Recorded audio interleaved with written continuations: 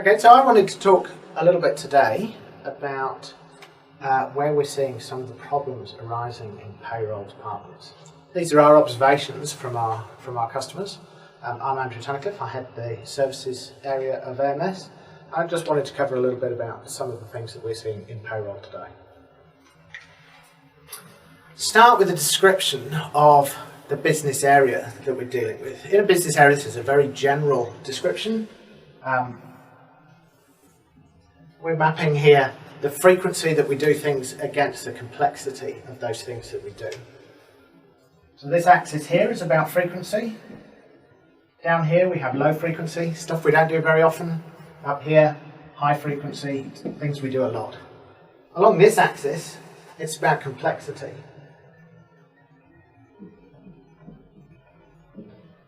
Low complexity items, high complexity items. And in general, things fall into a bit of a spectrum across that. Starting with the simple stuff that you do a lot of, and the more complex things that you don't do so often. So what does that mean in payroll? Payroll terms, you know, the high complex stuff out here is the initial implementation, setting the system up. The low complexity stuff that you do a lot of, you know, the everyday ordinary changes, running pays, making the simple changes and updates. Those are the kind of things that happen a lot. So that's the basic area of pay, and generally people use two types of resources to cover that. Across this area where things are easy and we do them infrequently, that's generally an in-house capability.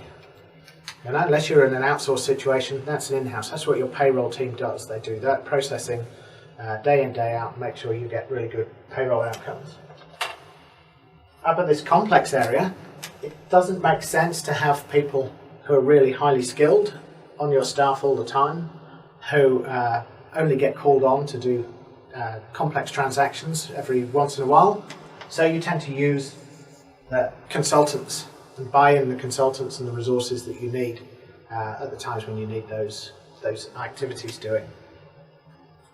So in general, that sits in balance. You've got internal payroll capability meeting up with some external consulting support, and all aspects of managing your pay is taken care of in that way. What happens when you apply cost controls and cost pressure to that area?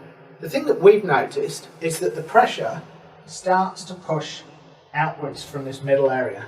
The cost pressure means that you have got reluctance to use the what can be perceived as the expensive consulting resource, but at the same time the cost pressure means that not necessarily your internal resource isn't necessarily focused on the items that don't have an immediate impact. You know, so things like how do we do process improvement, or how do we review all of our configuration to find any out-of-date items, or how do we send our new staff on proper training, or rather than just hand over from person to person.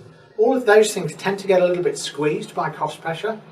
So cost pressure opens up this gap, this no man's land in the middle here. And what happens in that no man's land?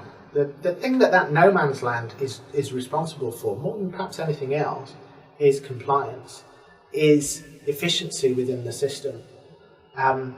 If you're not maintaining your processes and you're allowing your processes to drift away from the processes that you set out when you first implemented and were trained in the use of the system, then potentially compliance issues can arise. If you're not reviewing your allowances regularly and determining whether or not all the configuration settings are appropriate to the compliance legislation that you have to meet, then potentially problems can arise. That no man's land you're not necessarily getting the consultants in to fix things up, and you wouldn't necessarily want to all the time, but you're not necessarily getting your own staff to work on those areas as well when there's a cost pressure focus on just getting the transactional business of pay working. So that squeezes this area out, and I think we're seeing some of the compliance hurdles and compliance problems that our customers are facing is arising because of that sort of long-term squeeze on that middle area. And what we want to do is talk to you about how we can help, not necessarily by providing services to help that, but how can we help you build the skills and the capability that you have so that, again, we can fill all of this now rather messy spectrum with sensible services, either in-house or brought in where necessary, that's going to give you ongoing robust compliance.